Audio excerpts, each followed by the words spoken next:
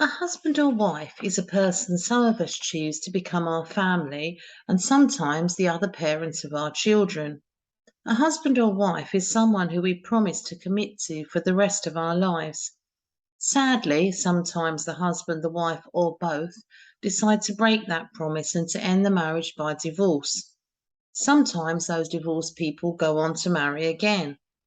To add to the complexity, many people in our society are in romantic relationships that never become marriages, even if they live together.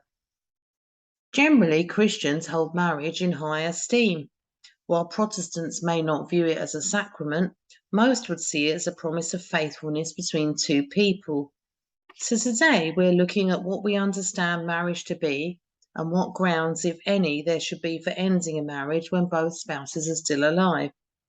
Most importantly, we'll be looking at what Jesus said about marriage, divorce, and remarriage. My own situation is that I was separated and divorced from my first husband before I was a Christian. I then married for the second time 3 years after my baptism.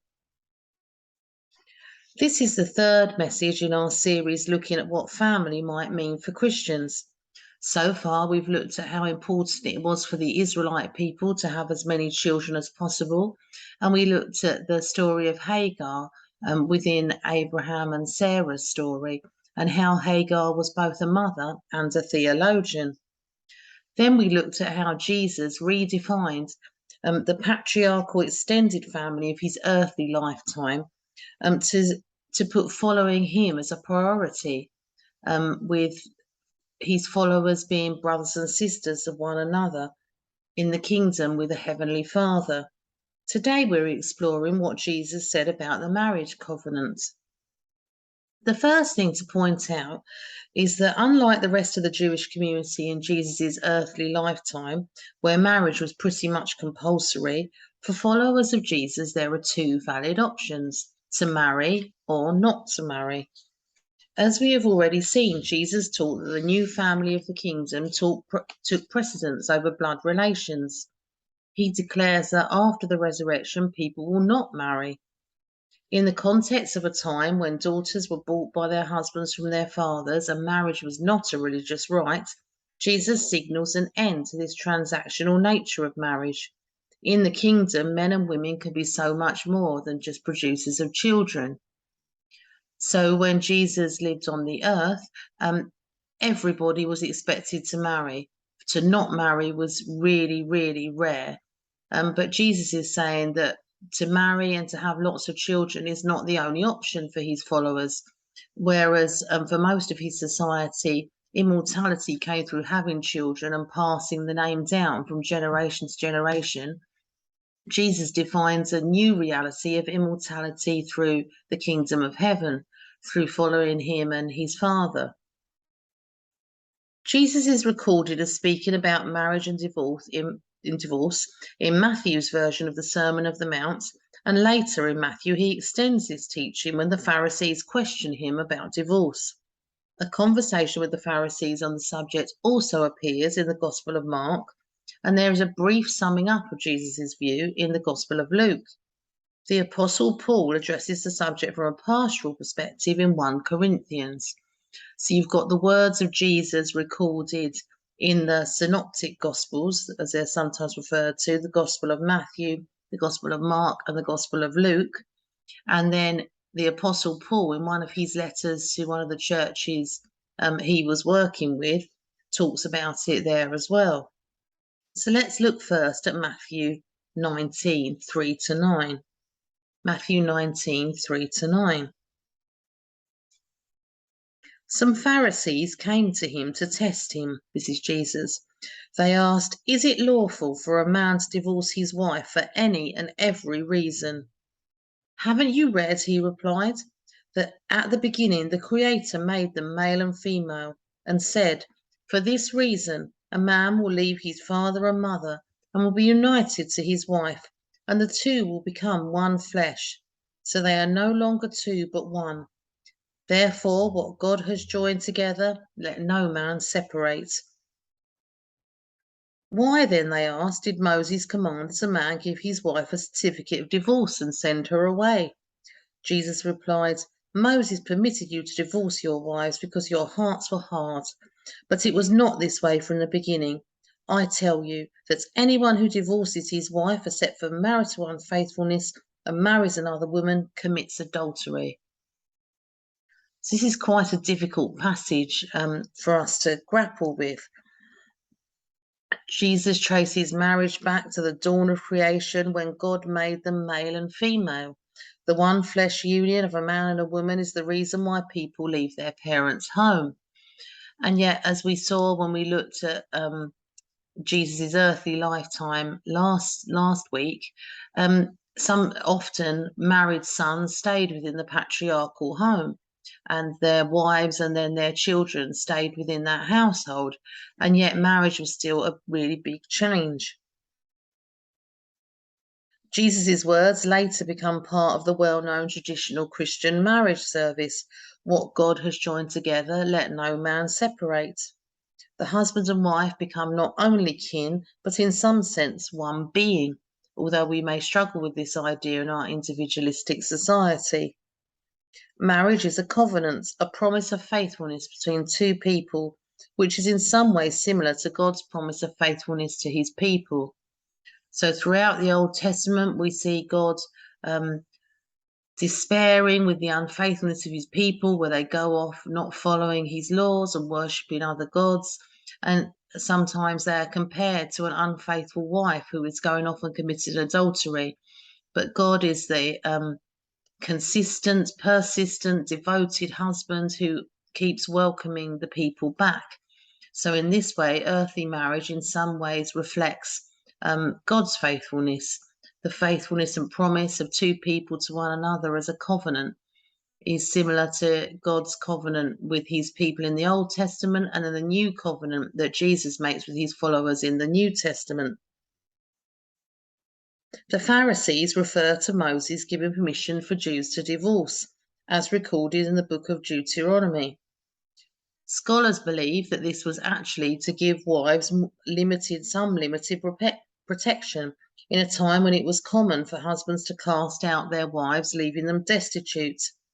At least with a certificate, a man had to think through what he was doing. So at this time, divorce was very common.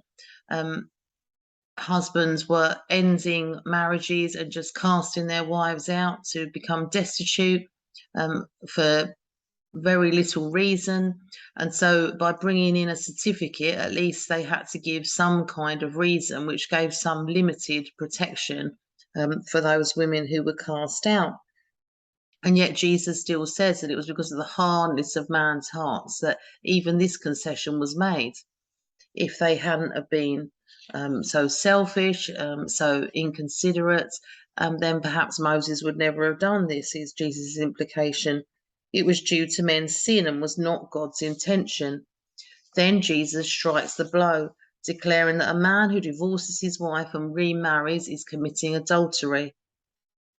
But Matthew does give one reason where divorce may be permitted, and that is for the wife's adultery. So Matthew quotes Jesus as saying that you must not divorce unless your wife is unfaithful. There is some debate, however, about the meaning of this. The Greek word translated in most of our English translations as adultery or similar actually covers a range of sexual indiscretions rather than just extramarital sex. It may refer to sexual activity before marriage. So we see right at the start of the book of Matthew, when Mary finds out she is pregnant with the child Jesus, Joseph assumes that she's slept with another man and he's considering divorcing her. Although they were not married, they were promised to marry. And so in that way, they'd already made a commitment to one another. And so he considers ending that commitment, ending that promise, because at that time he believes she has been unfaithful to him. So that might be some of what this word is referring to. In Jesus's day, there were two schools of Jewish thought on the grounds for divorce. A liberal group thought the divorce could happen for more or less any reason, that the wife displeased the husband in any way, particularly to do with, care for the home. Anything about the wife that displeased the husband, and a more conservative group would only allow it for the wife's infidelity. So whereas the former group could cast out the wife for any reason, they could have just met somebody else, for example, the more conservative group would only allow it if the wife was proved to be unfaithful.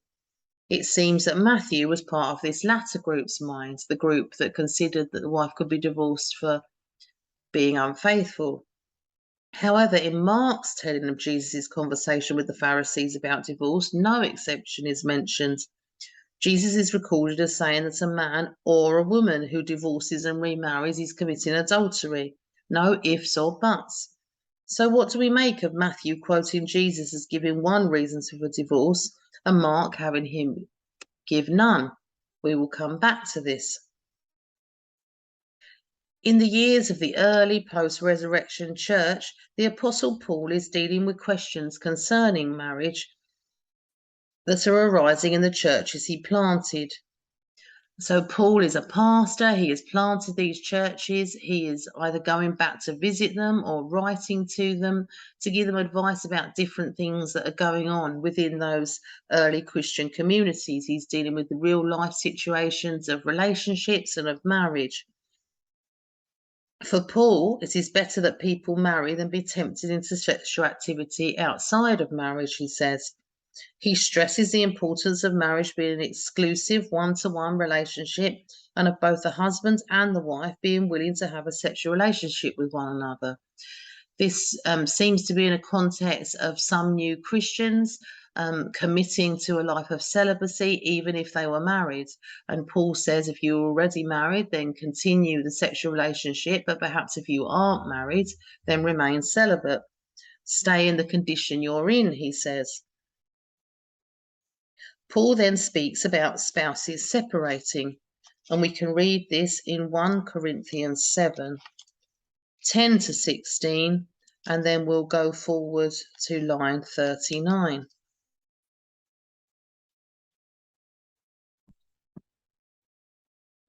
So this is 1 Corinthians 7. I'm going to read lines 10 to 16 and then jump forward to line 39.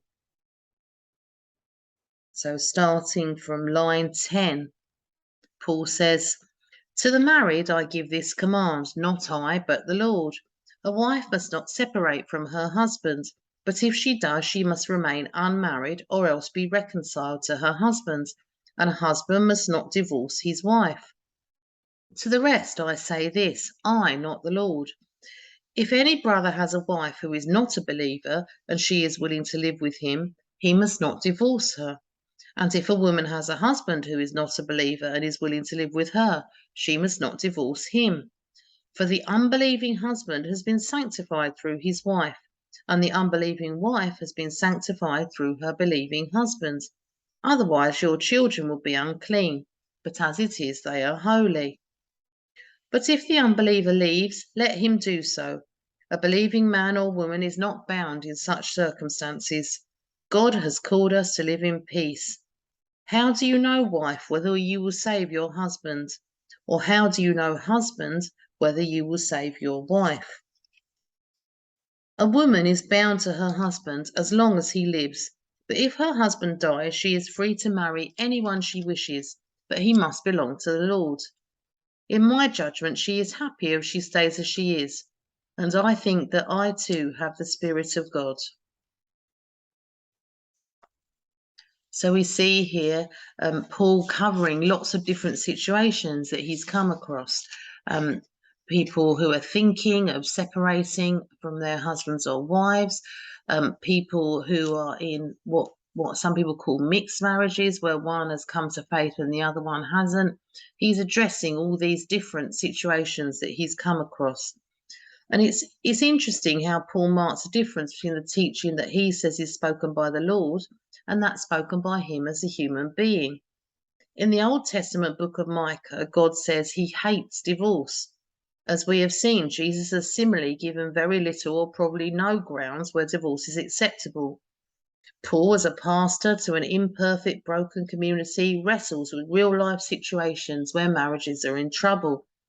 The ideal is that married people stay together, but the real messiness of life means that sometimes people separate. Paul's response to this situation is to say that an attempt at reconciliation should be made, and that under no circumstances should the couple remarry. He also recognizes that although not ideal or recommended by him, some Christians are married to those who don't believe.